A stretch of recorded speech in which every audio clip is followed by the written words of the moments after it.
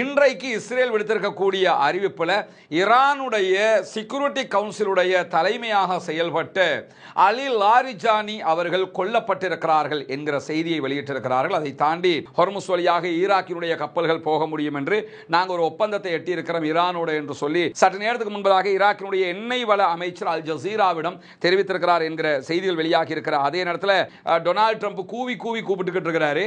அந்த ஆள் நேற்றைய பேச்செல்லாம் கேட்டால் அந்த ஆளுக்கு மொத்த தலக்கு இருக்குங்கிற அளவுக்கு செய்தி வெளியாகிறோம் என்று கேட்டால் மிக தெளிவாகவே அவர் சொன்ன ஒரு ஸ்டேட்மெண்ட் என்னன்னு கேட்டால், நாங்கள் நினைத்ததை விட பல மடங்கு பலமாக ஈரான் இருக்கிறது அப்படின்னு ஓப்பனாக சொல்லிட்டார். இதை சொல்லாமல் இருந்தாங்க, இப்போ ஓப்பனாகவே சொல்லிட்டாரு. நாங்கள் நினைச்ச மாதிரி கிடையாது, ரொம்ப பலத்தோடு ஈரான் இருக்கிறது என்பதை நாங்கள் புரிந்து கொள்ள முடிகிறது.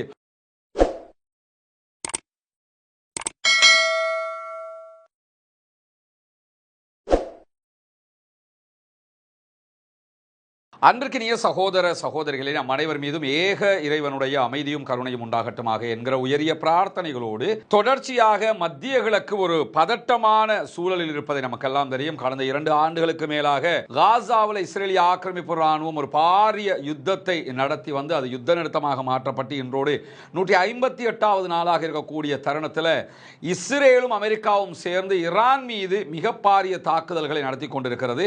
இத்தனை நாட்களாகி ஈரானுடைய ஆட்சியை கவிழ்க்க முடியாமல் இந்த 2 நாடுகளுமே தத்தளித்துக் கொண்டிருக்கக்கூடிய ஒரு சூழலை நம்ம பார்க்க முடியும். இதற்கு பதிலடியாக ஈரான் இஸ்ரேல் மீதும் மத்திய கிழக்கில் இருக்கக்கூடிய அமெரிக்காவினுடைய ராணுவ தளங்கள் மீதும் தொடர் தாக்குதல்களை நடத்தி வரக்கூடிய செய்திகளை நம்ம பார்த்து வர்றோம். இன்றைக்கும் 58வது அலை தாக்குதல்களை ஈரான் காலையில் இருந்து இஸ்ரேல் மேலேயும் மற்ற நகரங்கள் மீதும் தொடர்ச்சியாக நடத்தி வரக்கூடிய செய்திகள் வெளியாகி வருகிறது. இப்படியான சூழல்ல தான் இந்த யுத்தம் ஆரம்பிக்கப்பட்டு 24 மணி நேரங்கள்